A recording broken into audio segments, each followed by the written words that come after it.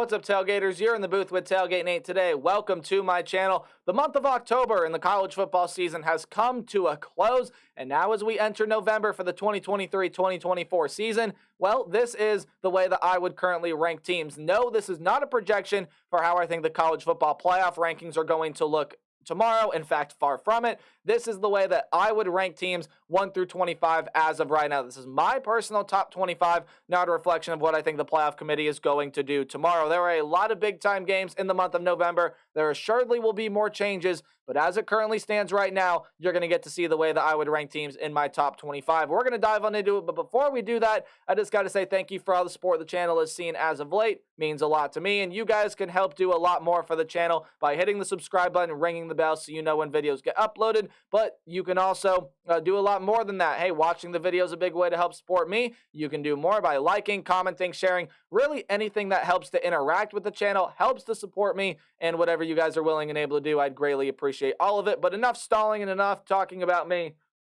Let's dive on into talking about the college football top 25, the way that I would rank teams as of right now. Let's take a look at the honorable mention list as we usually do. You are going to see there are a fair bit of teams that were in my poll last week that ended up dropping out. That's the USC Trojans and the North Carolina Tar Heels. The reason why I grouped them together is because I think both of those two teams are very, very similar in the way that, look, those offenses are dynamic. They're led by some of the best quarterbacks in college football, but the defenses are atrocious, and they have let them down in losses in previous weeks, or they've come very, very close to doing so. USC had a very, very close call with Cal, and then North Carolina here has dropped 2 straight games to Virginia and to Georgia Tech, teams that are probably going to sit towards the bottom of the ranks there in the ACC. You also see the Duke Blue Devils here, who are sitting at 5-3. You can make the argument for them being the best 3-loss team, or you could tell that to the Arizona State Wildcats, who's another team I have here in the honorable mention slot. But for the Duke Blue Devils, they dropped out. They got shut out by Louisville, just did not look good at all, and it was also a prospect of a lot of teams passing them as to why they fell out. Again, Arizona, you can make the argument why they're the best 3-loss team. Obviously, they are going to be on the honorable mention list. They just pulled off an upset here against the Oregon State Beavers.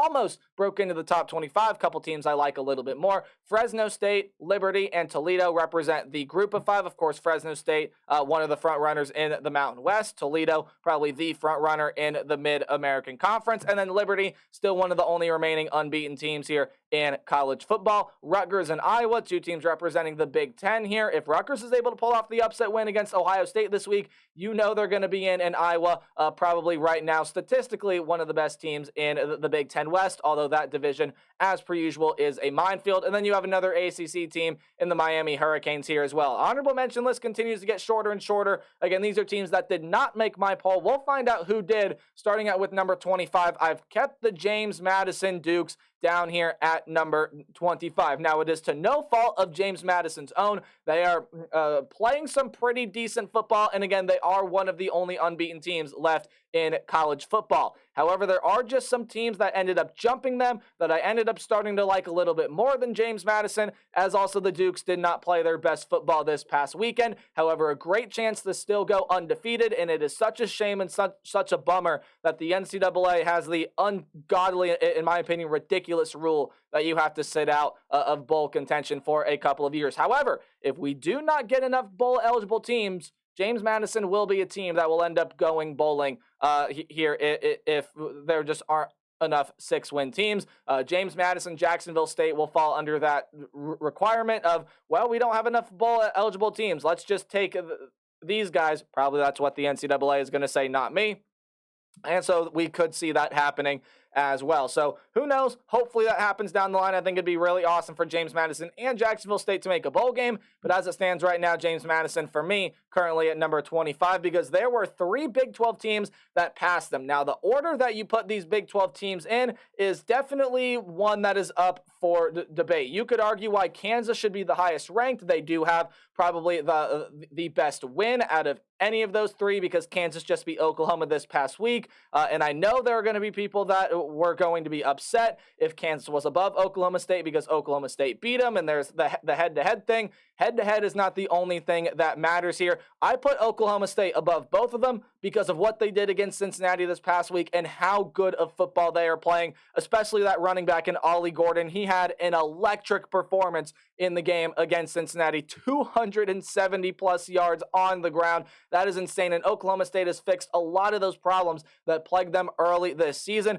Big one this week when they get to take on Oklahoma in Bedlam. As mentioned, Kansas this year is at number 23. That's a team that just beat Oklahoma for the first time in what feels like centuries, but really in 20, maybe 30 some years. No, 20 some, 97, right? So around 25, 26 years.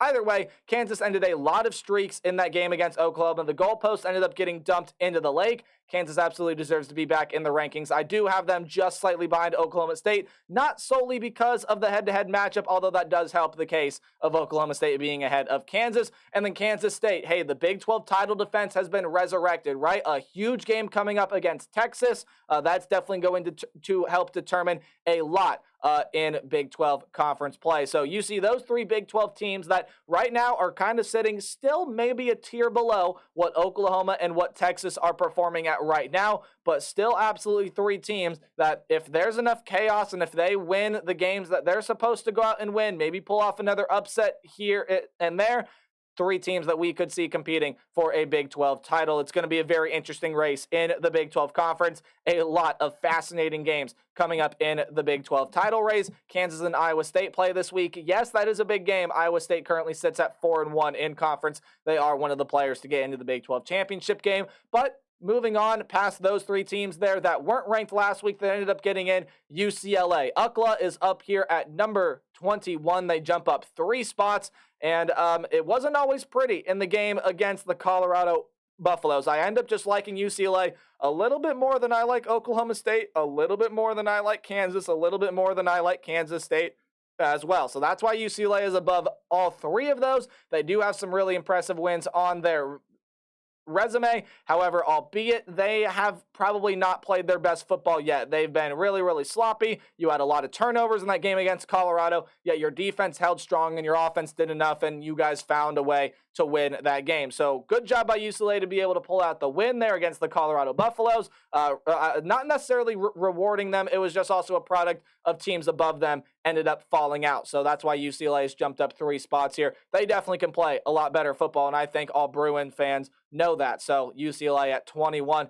Let's dive on into the top 20 here with the Tulane Green Wave back inside the top 20. I believe they were inside the top 20 to begin my rankings this year. If not, they were definitely inside my top 25. So this could be the first time that Tulane has broken into the top 20 in my rankings. But Tulane, while it hasn't been, again, all sunshine and rainbows for this team, they continue to find ways to win. They currently sit at 7-1 and right now are the second, in most people's opinion, the second best team behind the Air Force Falcons, who you see there at 17. We'll talk about them when we get there in the New Year's 6 Group of 5 race. So Tulane absolutely still controls their own destiny. Still got some tricky games down there on the schedule, but if Tulane is able to win out, if Tulane is able to get the wins that they need to get, move on and finish out the season 12-1 with an American championship. Really, really good shot for the Tulane Green Wave to be able to get into a New Year's 6 bowl game. There is just one slight problem, and that's the Air Force Falcons are ahead of them.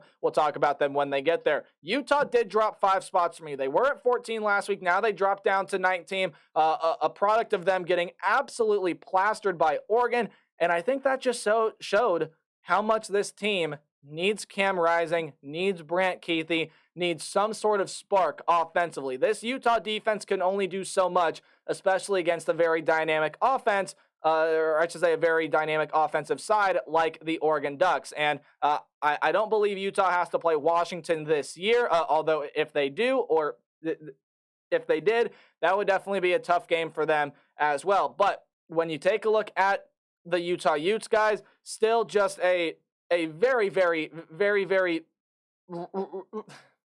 hard for me to find the words to help describe this Utah team because we know the defense plays very physical. We know the defense is very good. And if Cam Rising was there, who knows? Maybe Utah would still be in contention for that Pac-12 title. Maybe they would have won that game against Oregon this past week. Although with how well Oregon is playing again, who knows? But Cam Rising not going to play this year. Utah, Bryson Barnes, the rest of this offense have to be able to find some sort of spark moving forward. Utah, if the Pac-12 has some chaos, is definitely still a player in the Pac-12 championship race. However, all but likely out of that race. However, they can still pull off some pretty big wins. You got some interesting games coming up down the stretch. Louisville is up 3 spots to number 18. And Louisville, you could argue, should be ahead of some of these teams. Maybe they should be ahead of Air Force. Maybe they should be ahead of Tennessee. Maybe they should be ahead of some of the teams that I have here in my top 15 that we'll take a look at when we get there. But the Louisville Cardinals, I still think can improve on some inconsistency things. Yes, they went out and they absolutely dominated the Duke Blue Devils with a hobbled Riley Leonard and otherwise really good playmakers and a really good Duke defense. Riley Leonard definitely did not have his best game. This is a Duke team that, I don't know why I just threw there, that had really just a very, very poor performance, and albeit it was a very good performance from the Louisville Cardinals as well. They continue to show that they are the second best team in the ACC. It's all about getting to the ACC championship game with a chance to knock off the Florida State Seminoles. That's what the Cardinals are hoping for right now. Really interesting and honestly a lot bigger of a game than people think. Coming up against Virginia Tech as the Hokies sit 3-1 in conference, while Louisville sits 4-1. You don't want to get your second loss there in ACC play. The Air Force Falcons jumping up 2 spots to number 17. I love Air Force this year. They are my front runner to get in to a New Year's 6 spot. This is the team that's really starting to find a nice offensive rhythm. We know what the defense is. The defense plays very, very physical. It's very aggressive. It's one of the best defenses in the entire country. The game against Army is coming up this week, but there's not a whole lot of big threats left for the Air Force Falcons, possibly until they get in to the Mountain West Championship game. This is just going to be a very interesting season to see how the Air Force Falcons handle games down the stretch, because when I take a look at this Air Force team, guys, this is definitely a team that feels like, okay, maybe this team can stumble a little bit. There definitely still are some landmines left on the schedule. However, right now the front runner to get into a group of 5 spot, at least in my opinion, in the New Year's 6 bowl game. Tennessee's up 1 spot here to number 16. I'm ranking Tennessee a little bit higher than most people because I believe in Tennessee a little bit more than most people. I think Joe Milton is playing some pretty decent football again. It wasn't all pretty against Kentucky. You got to give the Wildcats credit, though. They put up a really, really good fight. You could still make a case on why they could end up being a top 25 team. I don't think they are one right now, again, with 3 straight losses. But the Tennessee Volunteers here, still playing some really, really good ball. Yes, there are some things that need to improve, and that Tennessee defense did not have a great day against the Kentucky Wildcats, but I'll tell you this, Joe Milton, Squirrel White, that group of running backs, that offense made enough plays to help them win, and that's why Tennessee is still sitting here fairly decently high. They're just shy of the top 15 here. They're for me sitting at number 16. Still in the top 15 for me are the Oregon State Beavers. I know you ended up losing that game to the Arizona Wildcats, but you could make a case on why Arizona is probably the best 3-loss team in the country right now. And when I take a look at the Oregon State Beavers, it's a team that I still really, really like overall. I think DJU is playing some really, really good ball. The Damien Martinez, Deshaun Fenwick are still absolute workhorses. And this is an Arizona State defense that was able to handle, or I should say this is an Oregon State defense, my apologies, that was able to handle the Arizona Wildcats for the majority of the game. Now, this was an Arizona defense that stepped up, maybe an Oregon State offense that didn't look quite like itself, and that's probably why you ended up losing that game. But Oregon State can definitely still play spoiler in the Pac-12. You have a game against Oregon coming up. You have a game against Washington coming up. Those are going to be some very, very big games coming up there for the Oregon State Beavers. So still very, very interesting season coming up down the line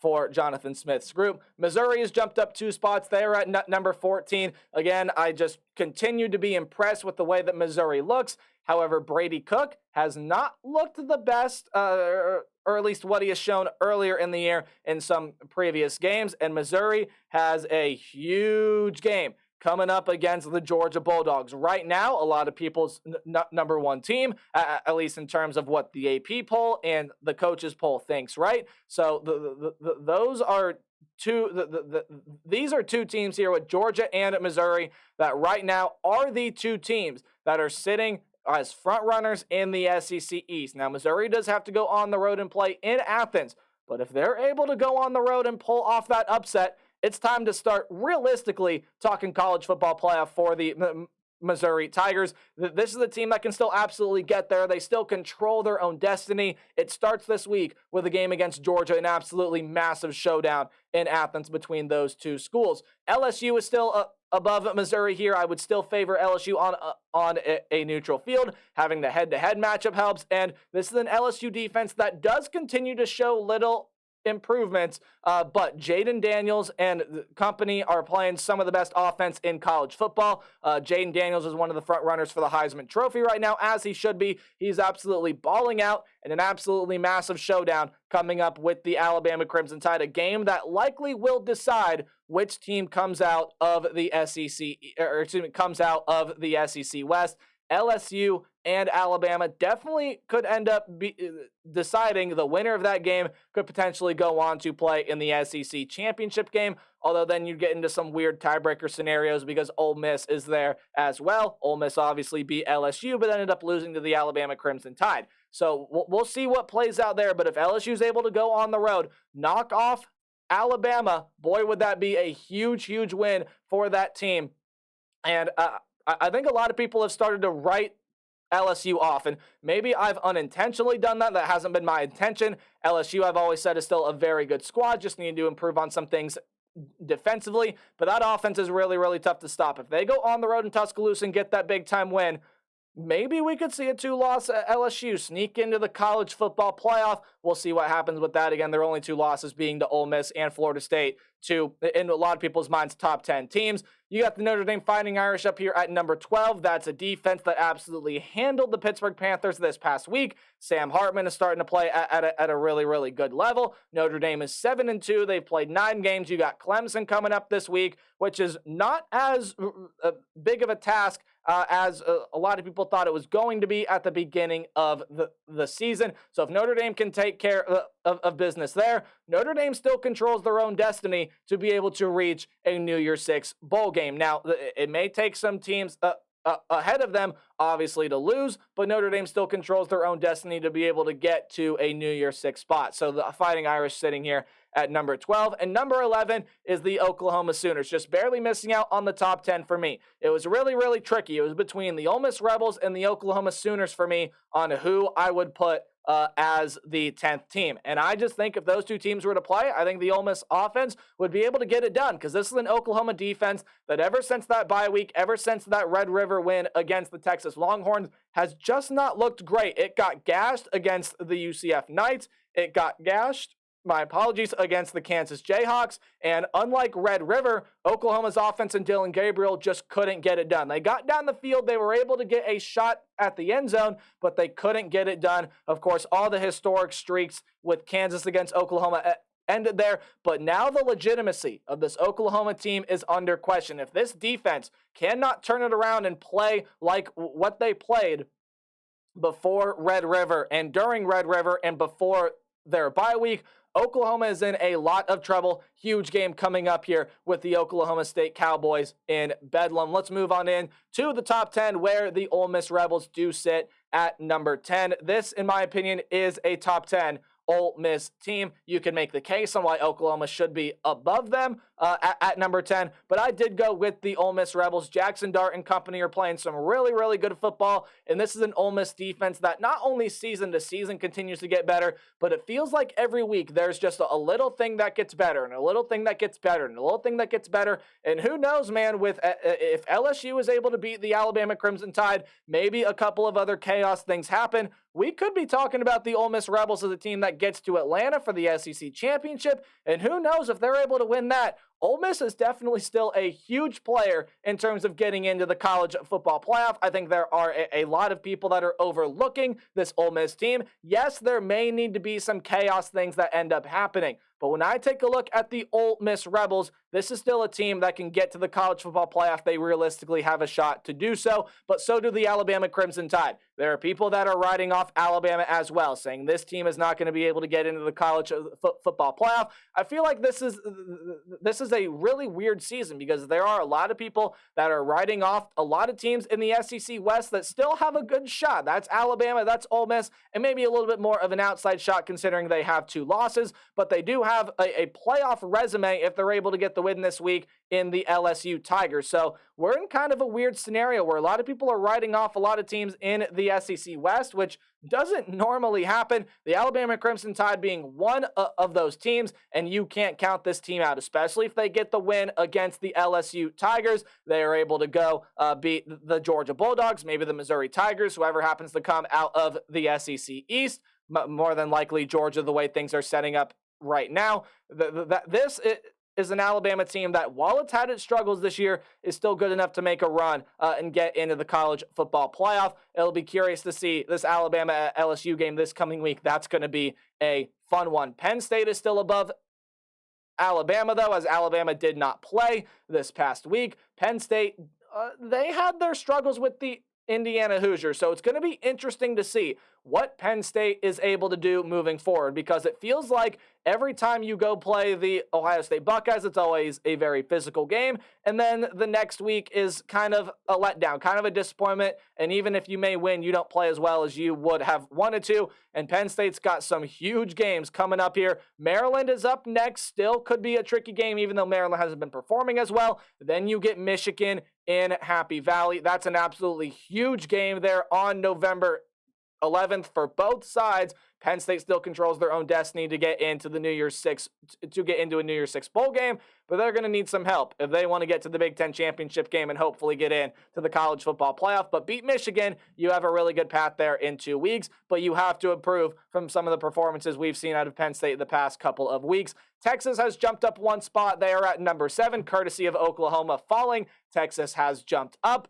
Really like the way that Texas has played, and it wasn't all perfect for Malik Murphy in his first start of his career, of course, stepping in for the injured Quinn Ewers, but this is the Texas defense that stepped up, played really, really well. Malik Murphy had some really, really good throws, had some really, really good moments, and Texas, that's a big one coming up against Kansas State. You cannot write off the Wildcats. They're playing some really good football right now as well. That's a very, very important game in the race for the Big 12 championship. We'll see what happens with that one. Definitely going to be a very, very interesting game to pay attention to and to watch as well. But we'll see what happens there. Texas, when you go ahead and take a look at this team, again, they still control their own destiny to get into the college football playoff. You win out, you win the Big 12, you're in the conversation to get into that field of 4. And then the Oregon Ducks are sitting right here at number 6. They have not moved. Now, I will tell you, before we move on to my top 5,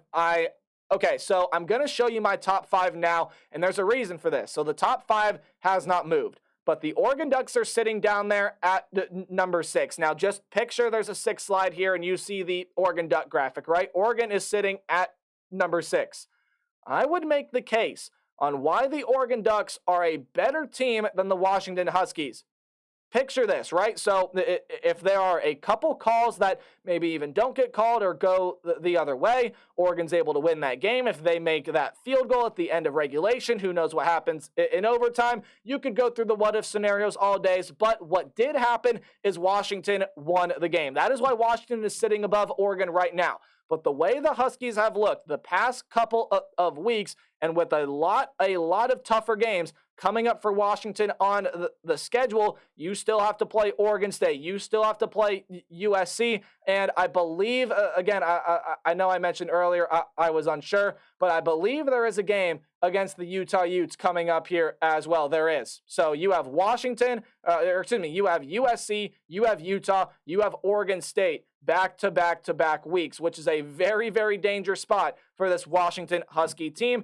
Granted, Oregon does have some tough games coming on down the road as well, but and USC is one of those. When I take a look at this Washington Husky team, if they play the kind of football that they played against Arizona State and Stanford, you're going to trip up once, if not at least twice, to those three opponents that I just mentioned there. So Washington's got to be really, really careful. They got to play better football. Oregon may be the best team in the Pac-12, but because of the head-to-head, Washington is ahead of Oregon at 5, and then Oregon is sitting down there at 6. Very interested to see what the College Football Playoff Committee does with both of those teams. But my top 4 right now is the same as last week. I still got Florida State at 4. You're able to get the win on the road against Wake Forest. You are the ACC's best shot to get a team in the College Football Playoff. Your schedule sets up very, very nicely. Florida State's a team that absolutely still controls their own destiny to get into the College Football Playoff. Georgia is sitting here at number 3. Now, you can make the case on why Georgia, my apologies, don't know what I was even trying to say. You can make the case on why Georgia should start climbing back up the ladder towards that number 1 spot. I would argue for a couple of reasons that the two teams above them, the team at number 1 in the Michigan Wolverines, look, I want to talk a little bit about them later, so I'm going to try to run through these other teams really quickly. But the team at number 1 has been dominant all season long, and the team at number 2, while I may be favoring Georgia on a neutral field, maybe you favor Ohio State. Honestly, I think that is a toss-up game. Ohio State's got a lot better of wins than Georgia, and for the most part have just looked more consistently better than the Georgia Bulldogs. Now, you will say that Georgia has looked more dominant as of late, and they're really starting to turn into their dominant form of the past couple of seasons. But you have to look at the entire body of work. Georgia's schedule is really about to ramp up here in the month of November. You have to play Missouri, Ole Miss, Tennessee, and then, of course, you have the game against Georgia Tech there as well. So we're going to learn a lot about this Georgia team through the month of November. It's a much trickier schedule than the way that we saw it in the preseason. Georgia will be an interesting team to watch. The Ohio State Buckeyes will be an interesting team to watch as well. They have to go on the road to play Rutgers. Now, you cannot overlook this Rutgers team. They've played some really good defensive ball, and again, their offense shines in some good moments, kind of like what we see out of this Ohio State team. This is an Ohio State defense that's one of the best defenses in the country. That is not arguable. This offense, however, look, has some really good playmakers. Travion Henderson, Marvin Harrison Jr., both of them pretty much cheat codes for this team. Both of them showed that this past week against Wisconsin. But Kyle McCord's got to be able to settle his feet. He's got to be able to make some better decisions. But right now, this Buckeye defense and their resume is what has them at number 2. Now, Michigan at number 1. I've heard some things floating around on how the NCAA and the Big Ten should punish Michigan, should ban them from postseason play, and yada, yada, yada. Do I think that is going to happen? No. Do I think it should happen? I don't really know, because I think there's no denying that Michigan, in one form or another, whether or not they broke the NCAA rules, you can talk about for days, but they intended to, which is enough for the NCAA, for the Big Ten, to be able to get some sort of consequence on Michigan. Now, I do have a video on the Michigan sign stealing scandal already, so you can go check that one out if you're more interested in some of the finer details in terms of what has actually happened. But the Michigan Wolverines, I still sit at number 1. Am I banning them from postseason play? No, that is not my decision to decide. I've seen some people that have dropped them to like 5 or 6, or have dropped them out of the rankings entirely just because of this whole controversy going around. I'm very curious to see what the College Football Playoff Committee does with this team tomorrow, because, again, the Big Ten, the NCAA, likely not going to take consequential action until way later down the line. And it could be a full solid year before we hear of any sanctions or postseason ban or anything like that brought upon the Michigan program. And who knows, maybe Jim Harbaugh is out the door. We could talk about this sign stealing thing all day long. But I am not in control of that, right? I still think Michigan is the best team in the country right now, even though their resume doesn't really stack up to that of Ohio State or Florida State or Georgia or even Washington. This is a Michigan team that is thoroughly dominated, for the most part, every single team that they've played. To me, they've been the most impressive team in the country week in and week out. And until any further notice, until any postseason ban or anything comes along, I have no reason to believe that Michigan is not a team that still controls their own destiny to get into the college football playoff. So that's the way we currently sit things right now. I still believe Michigan is number one. Again, what happens with this sign stealing thing, hey, is not here to decide. But I'm not going to judge anything based off what we don't know, based off any consequences that have not happened yet. The way I currently see it, putting the whole sign stealing thing behind, Michigan has looked like the most dominant team in the country, and they deserve that number one ranking, in my personal opinion. Maybe you have differing opinions, but that's what the sports world is all about. Let me know your guys' top 25 in the comment section below. I'd be interested to hear your thoughts, and I'm very curious to see the college football playoff rankings come out tomorrow. I may do a reaction on them. I may not. We'll see what ends up happening. But remember to play hard, but tailgate harder. I'll see all you guys in the next video. Goodbye.